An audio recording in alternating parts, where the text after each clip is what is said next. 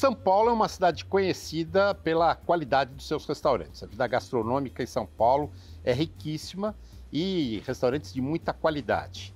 E é óbvio que restaurantes de carnes também de muita qualidade. E entre esses bons restaurantes de carne em São Paulo, tem um que se destaca, que é o Varanda Grill. Hoje nós vamos conversar aqui com o CEO do Grupo Varanda, que é o seu Silvio Lazzarini. Fundador também? Sim, fundador. Há Quando? 27 anos. 4 de novembro vamos completar 27 anos. 27 anos. Bem vivido. Que bom, isso é bom.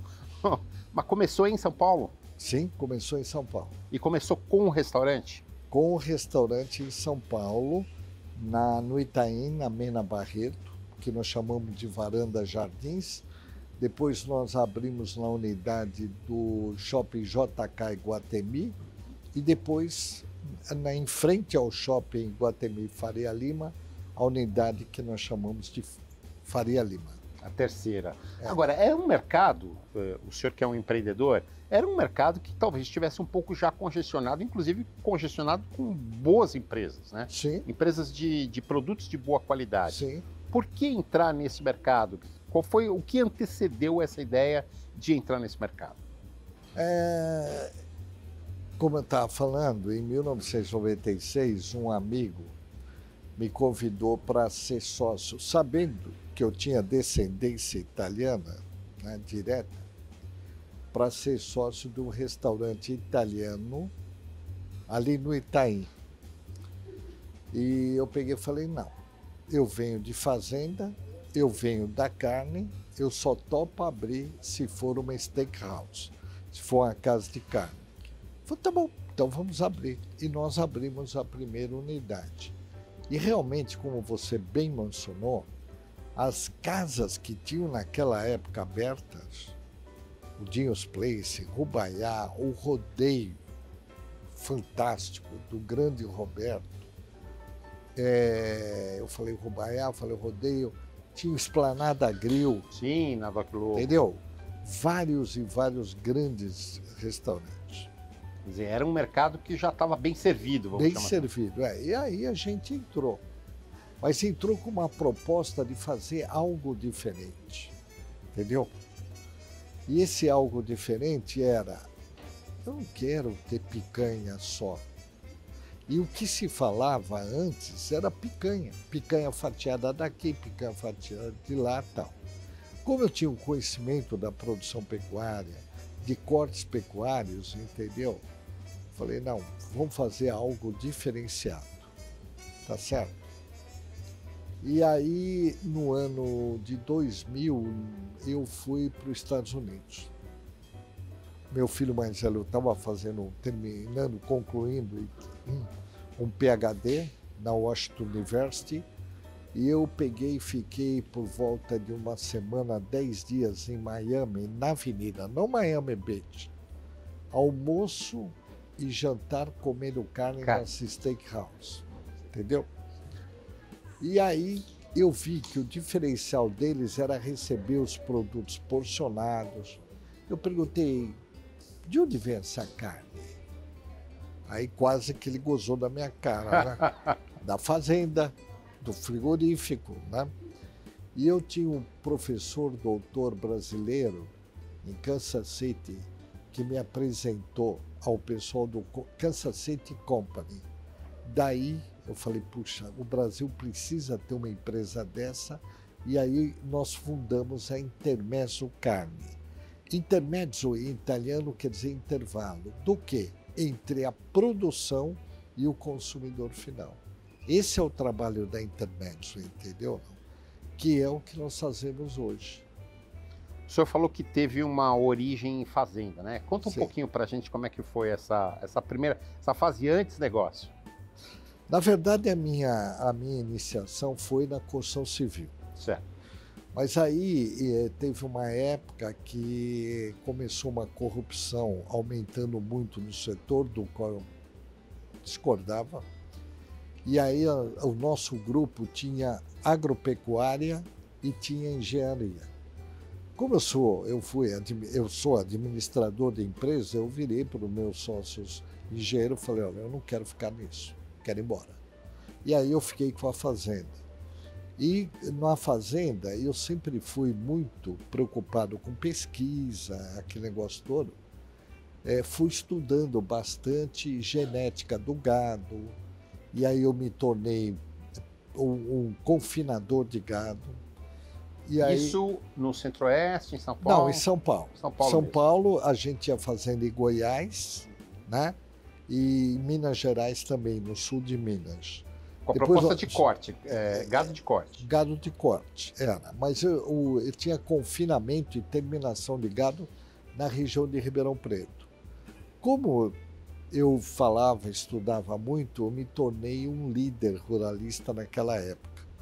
Cheguei a ser presidente da SOCON, que é a Associação Brasileira de Confinadores de Gado, e também diretor de economia do Sindicato Nacional dos Pecuaristas e membro do Conselho Nacional de Pecuária de Corte, né?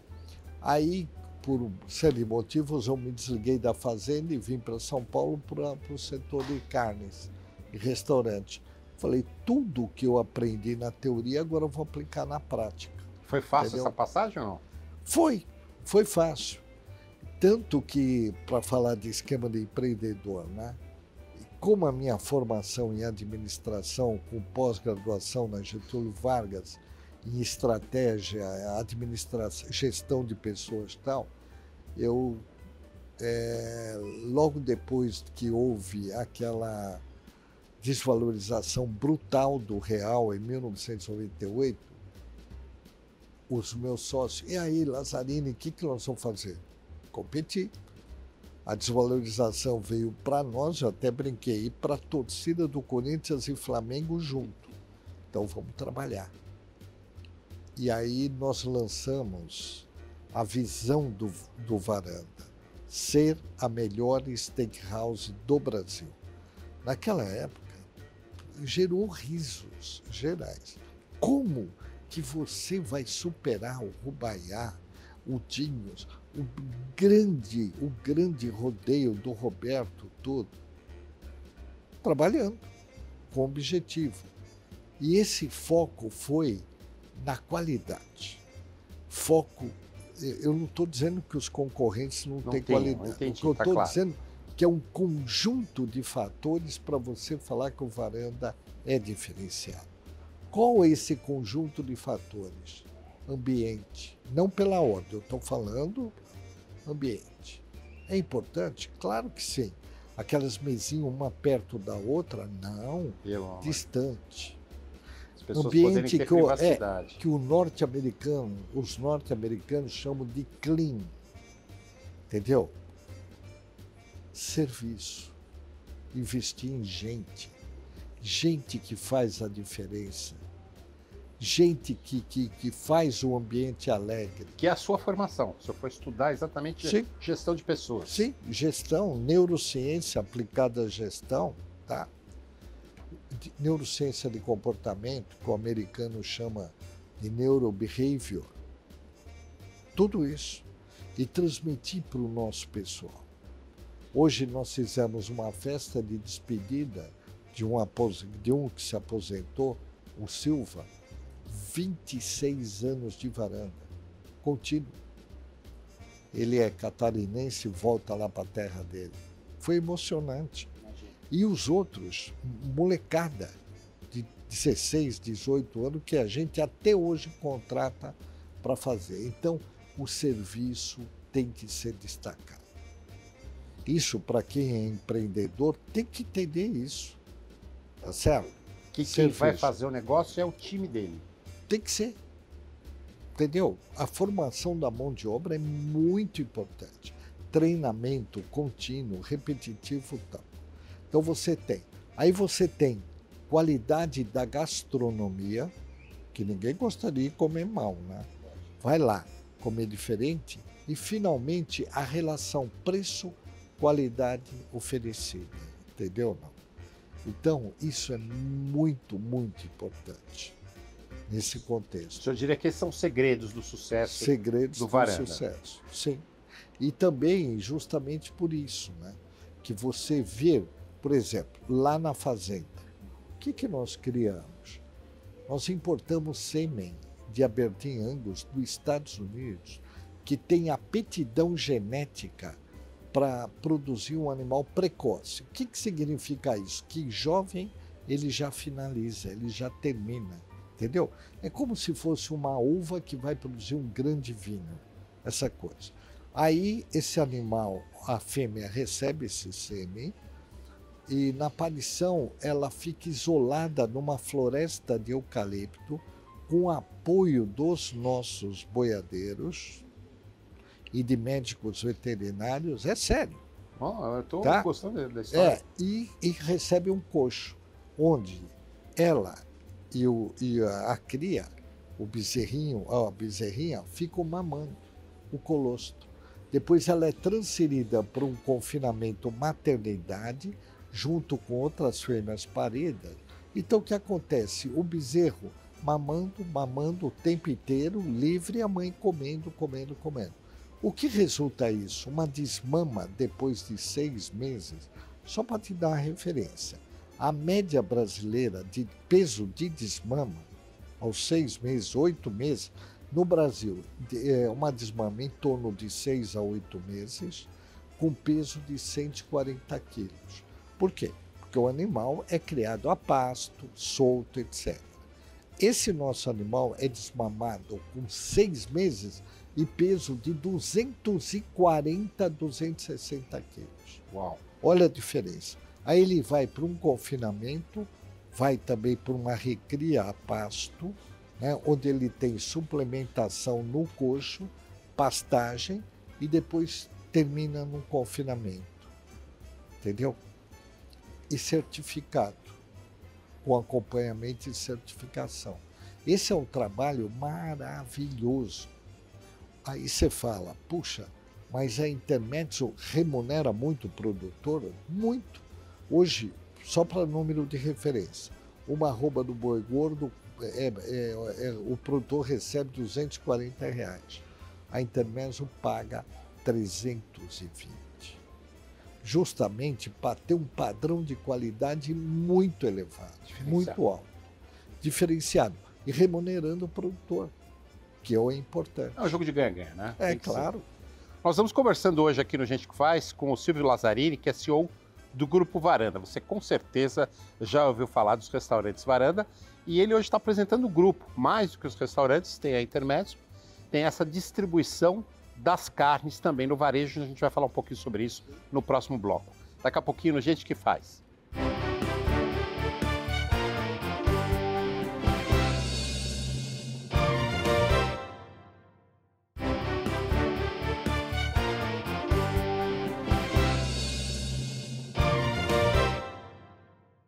Gente que Faz hoje é o ponto, ou mal passado, ou bem passado, do jeito que você preferir. A gente está falando de carne, a gente está falando de um dos melhores restaurantes de carne do Brasil, que está do mundo, que é o do Grupo Varanda. A gente está aqui com o Silvio Lazzarini, que é CEO do grupo. Silvio, a gente falava da concorrência no primeiro momento, você falava que foi buscar diferenciais para enfrentar um mercado que já tinha qualidade no Brasil. E você falava de uma pesquisa que você fez em steakhouses americanos.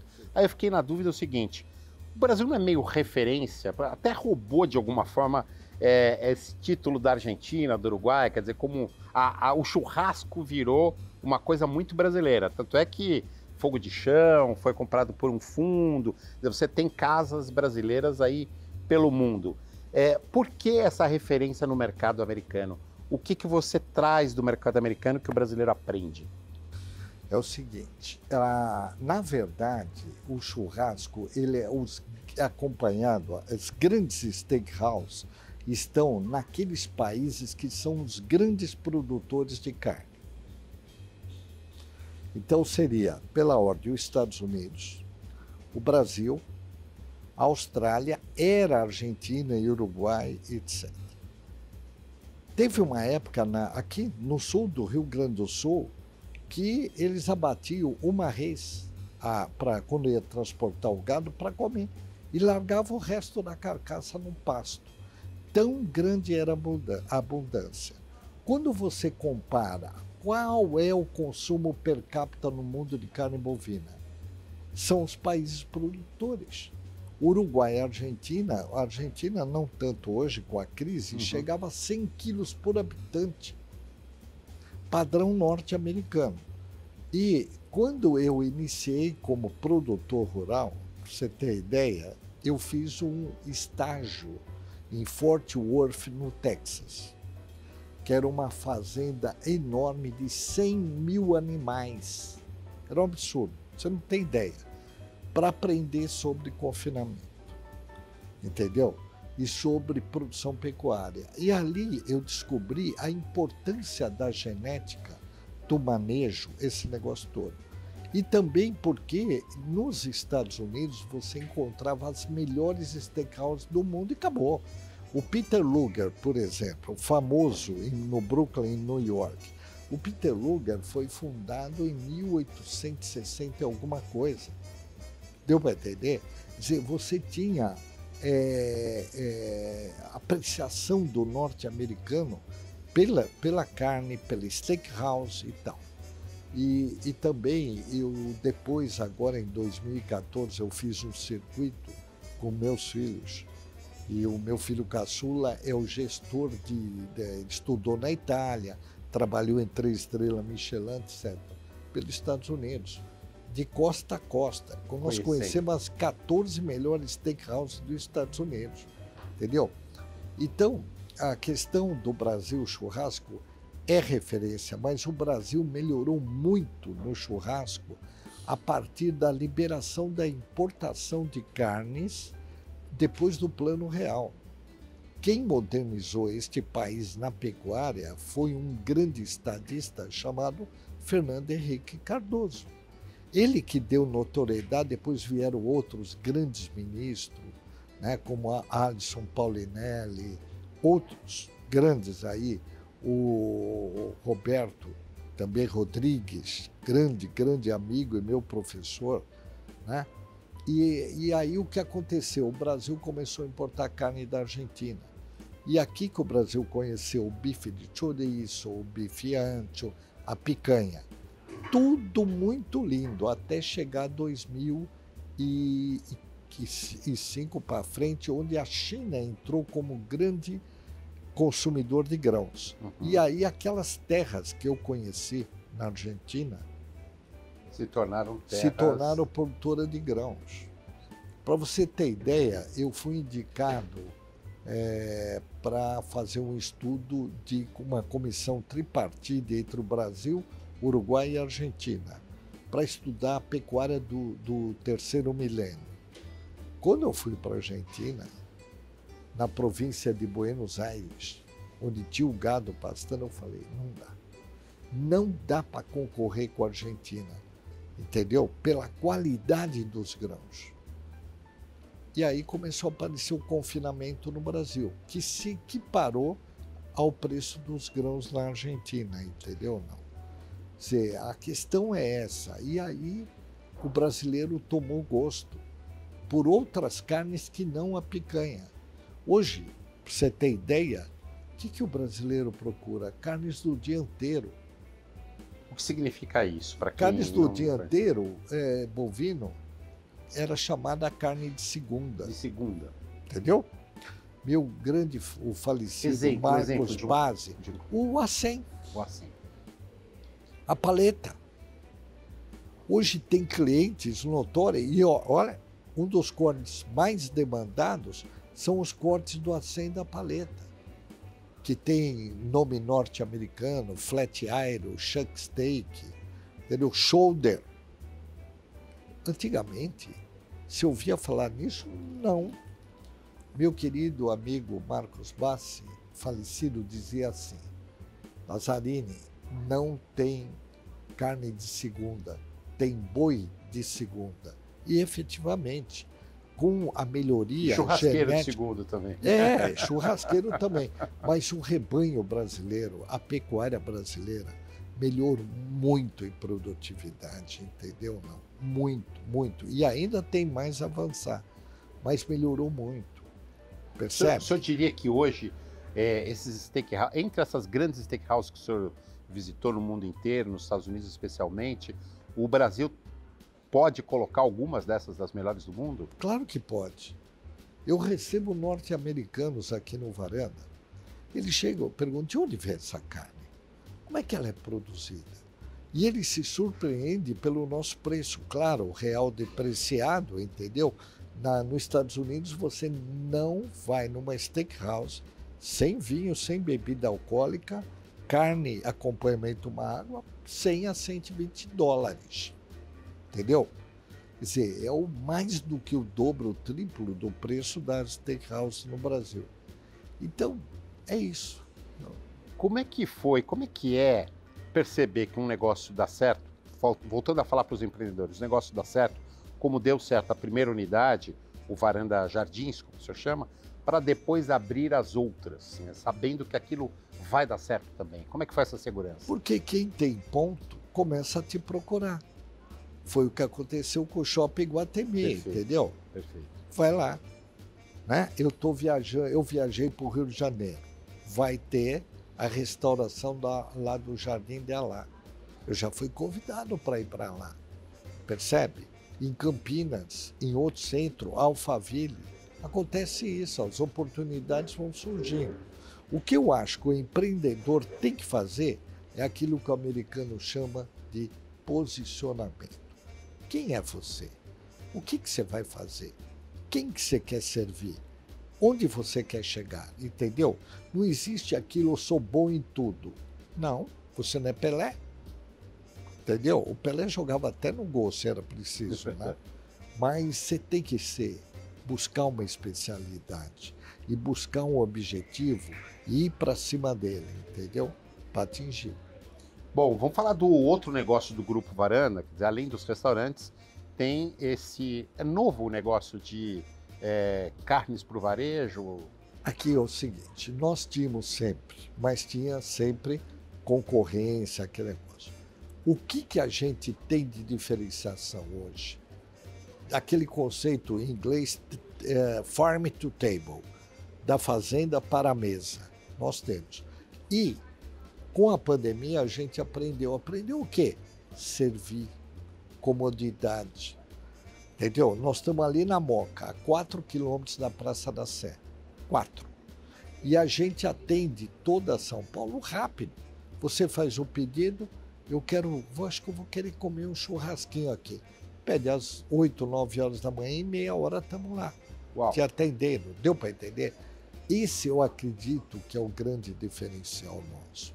Além da questão de qualidade máxima mesmo, né?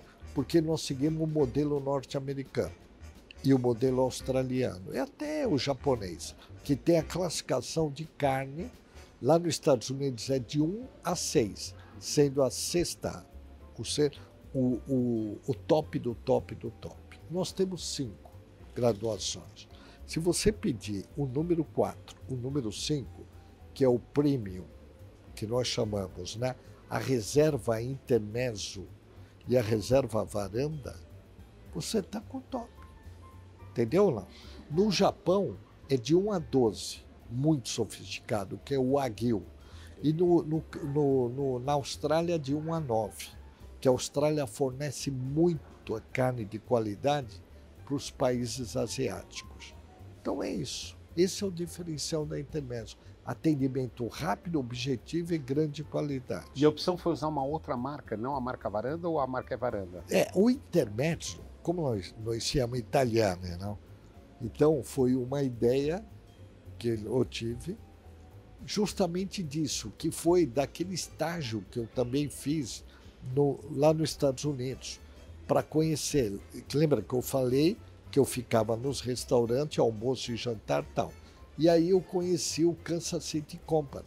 O que fazia o Kansas City Company? O intermediário entre o produtor rural e o consumidor final. Entendeu?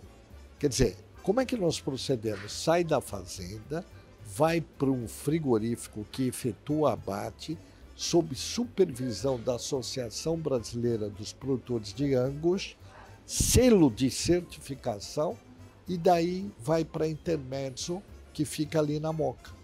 E de lá tem um entreposto que distribui para a nossa loja, que fica ao lado do Varanda, e também para todos os consumidores. Ao lado do primeiro Varanda, a primeira O primeiro unidade ali no Varanda, Itaim. é isso aí.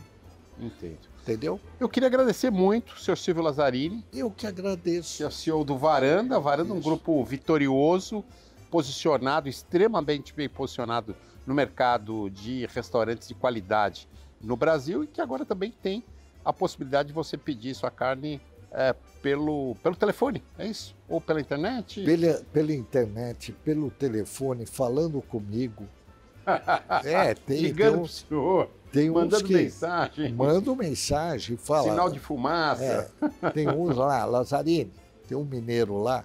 Lazzarini, eu quero aquela carne cocomo lá no JK, hein? Tá bom, vai lá, entrega, é isso aí. Tá bom, muito Tá obrigado bom?